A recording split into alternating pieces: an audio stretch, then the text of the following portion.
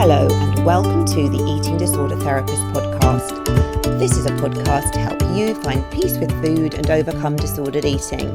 And I'm Harriet Frew, aka the Eating Disorder Therapist, and I'm so excited to share with you all kinds of stories, tips, information and guest interviews to help you on your journey in finding peace with food. So thank you so much for listening today. Now, before I launch into today's episode, I just want to mention the Eating Disorder Therapist Book Club. So this is a new book club I've recently launched, and it includes 4 extra podcast episodes a month, a Facebook group to gain support and encouragement from others. And this month we're reading Amy Harmon's Perfectly Imperfect, Compassionate Strategies to Cultivate a Positive Body Image. So if you're interested, you can sign up still in the show notes. And if you want to dip your toe in the water first, you can also hear the first episode for free on the Eating Disorder Therapist podcast. So that is the episode before last. So if you just kind of scroll back on the feed for the podcast, you will find it. So chance just to see if it's for you. But yeah, would love to see more of you there across at the book club. And you don't even have to buy the book or listen to the book, because the podcast will give you lots of great content and thoughts and reflections. So if you don't even want to buy the book, you can just sign up to listen to the extra podcasts. And I promise you, it will improve your body image and definitely improve your relationship with food. Okay. So today on the podcast, it's me. My guest, unfortunately, was not able to make it. So I'm going to be talking all about the art of loving yourself, and based around an essay by Laura Jane Williams. So hold on tight, we'll be diving in. So something a bit different today. And this is an article I'm going to focus on called The Art of Loving Yourself by the author Laura Jane Williams. And this is taken from a little book which I love, which is called Life Lessons from Remarkable Women, Tales of Triumph, Failure and Learning to Love Yourself. And it's produced by Stylist Magazine, put together as a little book.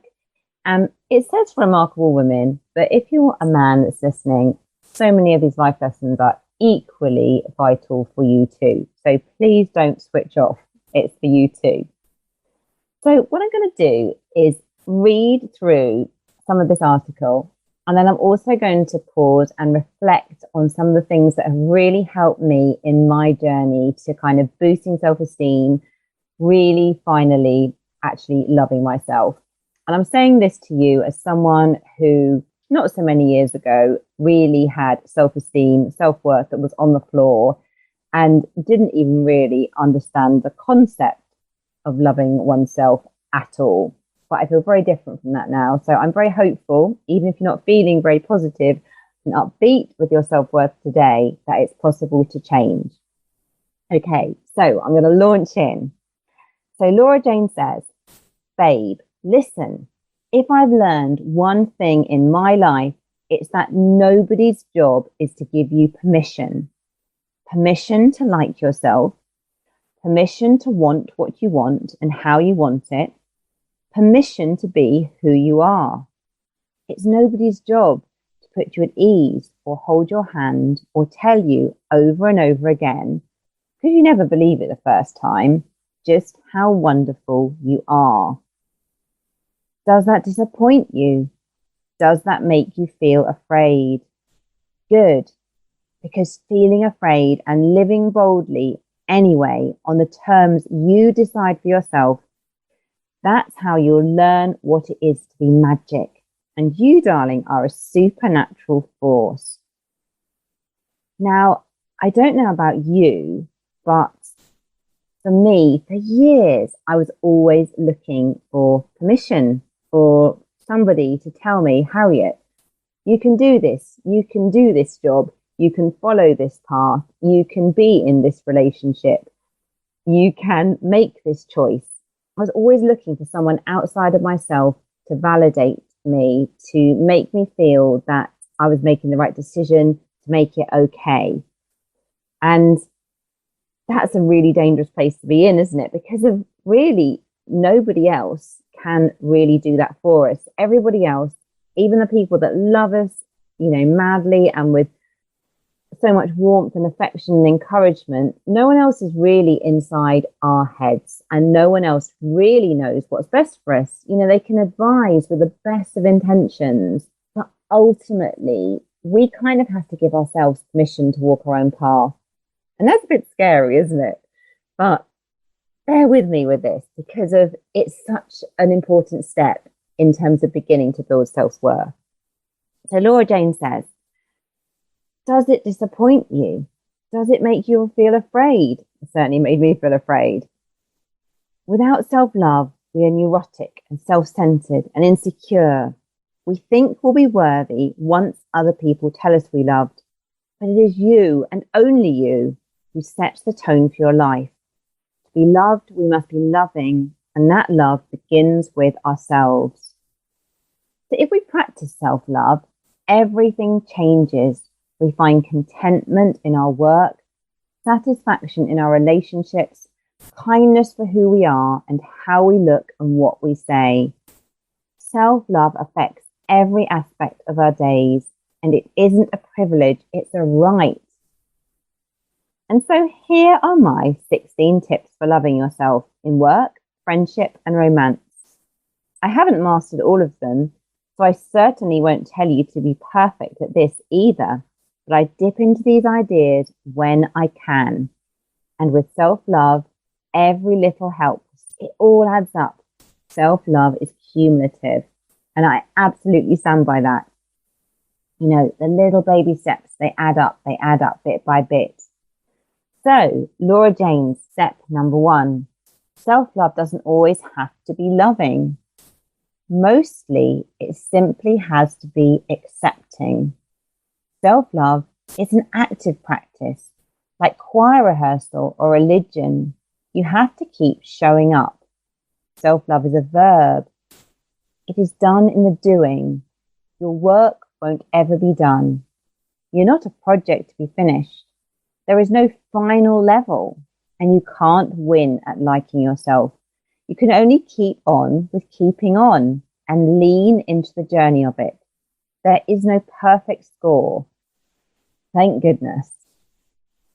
Number 2, know that you are worthy of your time and energy. Anyone who was given a doll as a toddler learned at the youngest, most impressionable age to take care of something or someone else.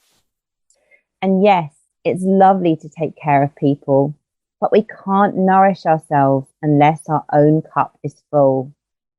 When the plane crash lands, we have to fit our own oxygen mask before helping anyone else.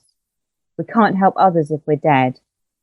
We can't champion anyone unless we're fulfilled by our own words of love and kindness and care. So self-love is the most radical act of kindness for others that there is. We look after each other better once we're looking after ourselves. So just to pause a moment there, that has been a hard lesson for me because I think I grew up very much in a family where my mum, incredibly kind, giving, altruistic person, but would never really look after her own needs, just so kind and so focused outwards. And her cup was always just really, really empty, and it left her exhausted, resentful. And, I definitely had sort of followed in her footsteps there. And it's something I have to work on to this day to make sure that I'm really filling my own cup up, that I'm allowing enough rest, enough relaxation, taking time for myself before I pour all my resources everywhere else. Number 3, so people love you when you love yourself. And by love, what I really mean is respect. People respect you and give you what you need and appreciate you when you do all of those things for yourself first. So your boss might need you to work late, but you must still eat a meal and take a walk in the fresh air. And your lover might be desperate to see you, but if you need a secret cinema trip for one, that's okay. And your friend might be FaceTiming, but just because you hear the phone ring, it doesn't mean you have to answer it. Your own needs can come first. And that moves on to boundaries. Boundaries as well, so important. And I think something I struggled so much with in the past. I think as well, if you don't have boundaries, it's almost like you have a house without a fence up around your garden. So there's no fence. People don't know where the line is, and they will unwittingly just trample all over the garden. So boundaries are so important. And Laura Jane says, deciding what works for you and what doesn't, and then saying it out loud. That's what boundaries is all about. Did you know that you don't have to keep your heart or mind wide open for anyone in muddy boots to trample on, all in the name of being giving, loving, and likable? And goodness me, this is one that I've had to work on very, very hard. I think I brought up, and my kind of natural temperament is to be very kind of pleasing and wanting to keep harmony. And before, sometimes I would just tolerate things that were completely unacceptable because I would feel so guilty for not pleasing others by not setting boundaries. And this caused me so much stress. So boundaries, boundaries, boundaries. Laura Jane says, having love for yourself means learning to tell folks, hey, that doesn't work for me. And you don't even have to justify why. Not feeling good for you is reason enough to say where your line is. End of. You could say, I can't travel 45 minutes on the Central Line to meet you for a drink. That's too far. I don't want to go to Bangalore for a holiday. My foundation costs £45, so no, you can't borrow it. It's hard to set the rules, but others will know how to love you if you teach them how you love yourself. And that's because, number 5, you are the expert on you. So don't let other people tell you who you are. Don't let Dave at work make out like you're the sensitive one just because you let him know his misogynist joke was rubbish. I'm about to swear then, but I won't. Or your father continue the faulty narrative that you're the selfish one of his kids because you work 75 hours a week and so you don't visit weekly like your sister. You're not socially awkward because your boss said so after that work party. You get to say who you are. You get to decide that you're empowered or daring or funny or brave or witty or sexual. Nobody knows you better than you know yourself. Trust that. Trust yourself. It's the most radical act of self-love there is to be exactly who you are and proudly. I think, again, this is something I used to struggle with so much because I was so aware growing up of the expectations that others had of me and how they saw me. And initially the pressure came from outside, but then I put the pressure on myself to live up to those expectations. And it meant kind of twisting myself to be what I thought others wanted me to be. And it made me really, really unhappy. Number 6, figure out who you are by figuring out who you're not. You can't be born again until you die.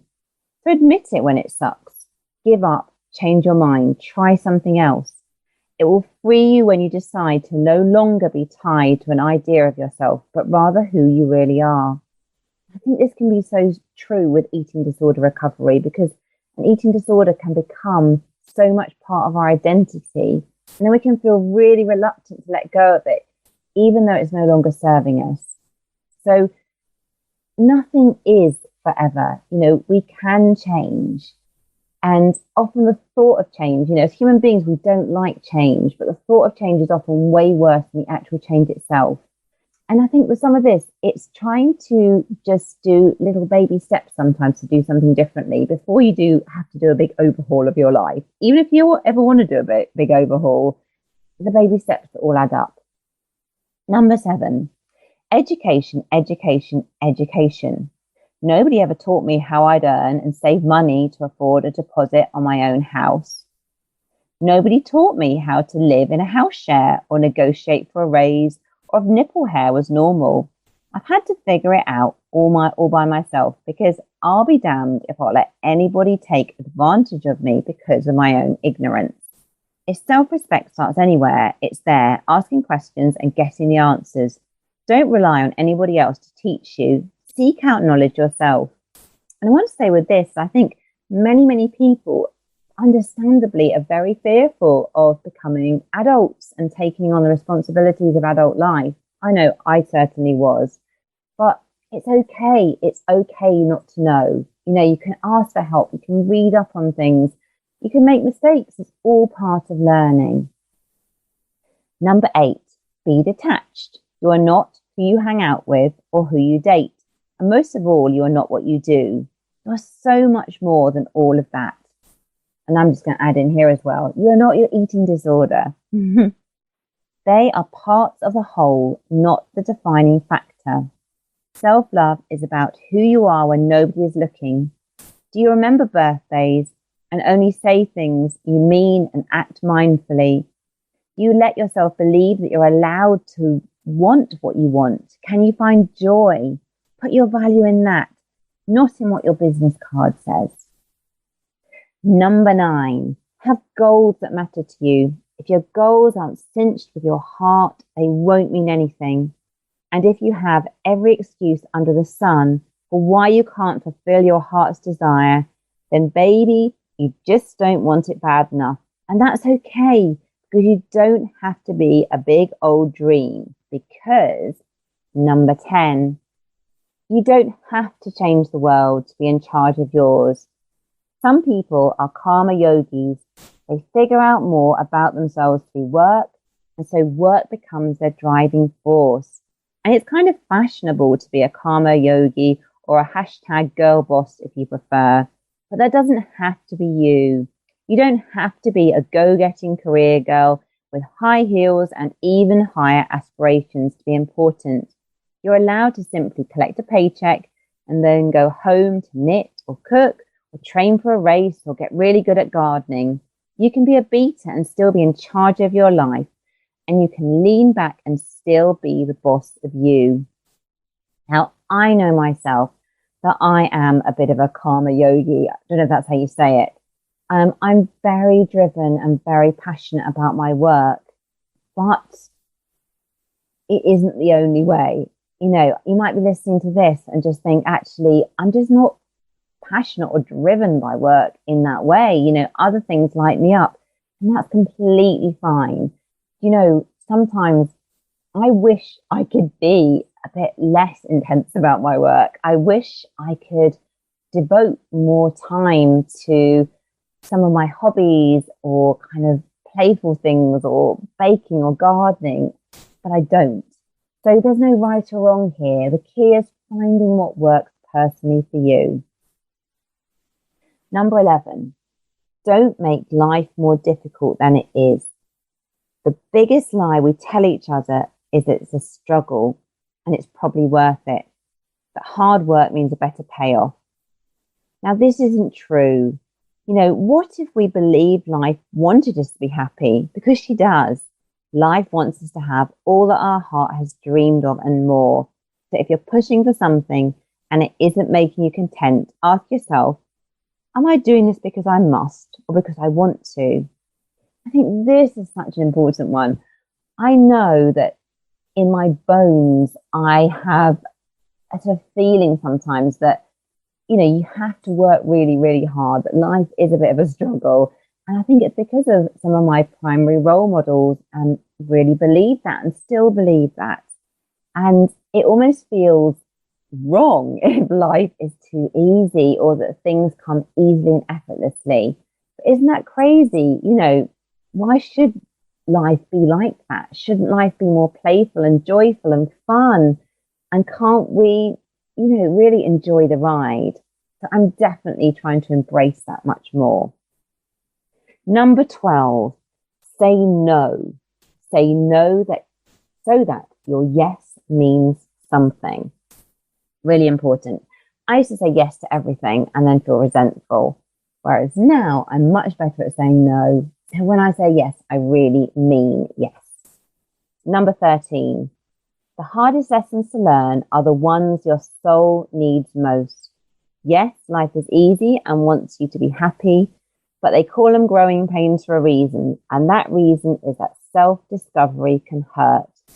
Poking around inside ourselves is dirty, brave work, and that's why not everybody does it. If something inside stings when you shine a light on it, it might be a sign that there's room for development there. You're a warrior for pushing forward to see how you might remedy that stinging. Good for you, daring woman or man. Good for you for not being so afraid of yourself that you'd rather not try at all.